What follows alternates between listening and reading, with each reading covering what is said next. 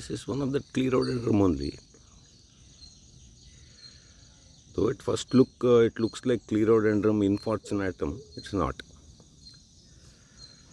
One thing is the flowering structure itself is a bit different. More fat and round flowers are there. Aromatic also. And then leaves are softer, and and bigger also, grows quite vigorous and nicely. Very hardy also.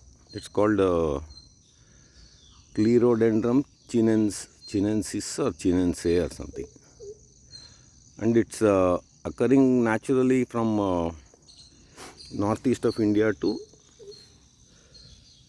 Burma and those tropical evergreen countries, it seems, Thailand and all the way up to China probably. That's why it's called chinense. And then the buds and all are pink and quite showy and nice. And then in the middle of the flower, one structure comes out. That one.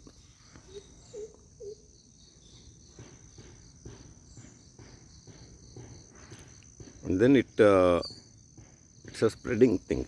That is,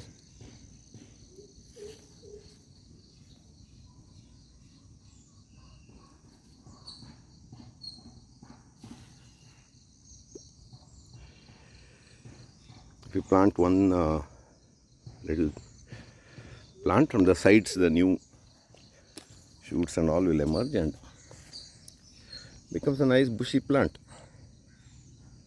So this is one of the nice Clerodendrum.